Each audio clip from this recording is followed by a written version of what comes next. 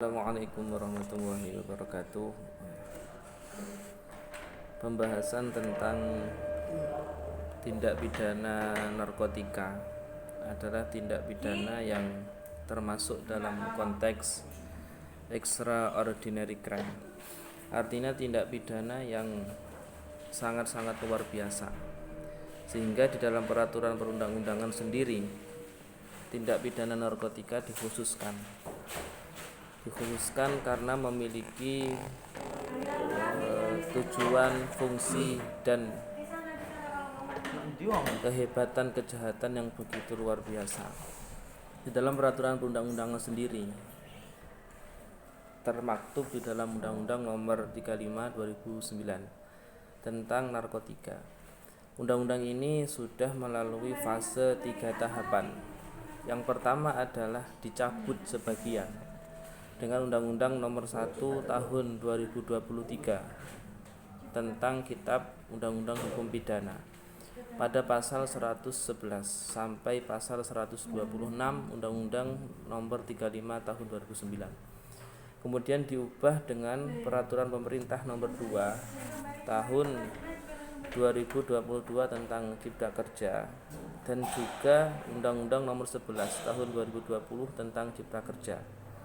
Undang-Undang Nomor 9 Undang-Undang Nomor 35 Tahun 2009 juga telah mencabut Undang-Undang Nomor 22 Tahun 1997 tentang narkotika. Sehingga undang-undang ini sudah melalui fase atau proses yang begitu luar biasa karena memang tindak pidana narkotika adalah tindak pidana yang hebat. Kemudian berkaitan tentang penyidikan dan dalam penyelidikan itu terdapat perbedaan. Tepatnya di dalam pasal 1 angka 2 Kitab Undang-Undang Hukum Acara Pidana menjelaskan bahwasannya tujuan daripada penyelidikan adalah menemukan atau mencari suatu peristiwa yang diduga sebagai tindak pidana. Sedangkan penyidikan adalah tindak lanjut daripada penyelidikan. Atau di dalam bahasa lain, penyelidikan adalah dugaan awal.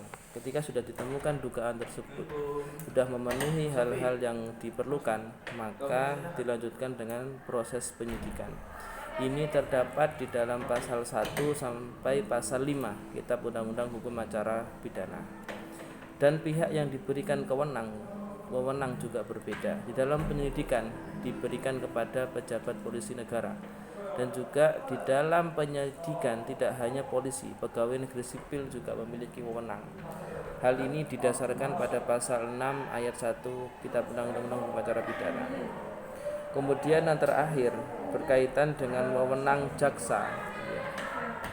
Wewenang jaksa yang diberikan oleh pidana adalah untuk melaksanakan asas dominus litis.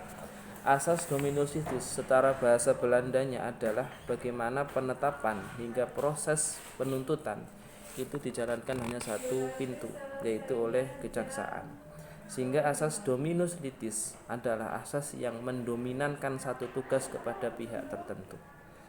Mungkin itu sekilas penjelasan dari 3 dasar yang menjadi pembahasan di dalam tindak pidana narkotika.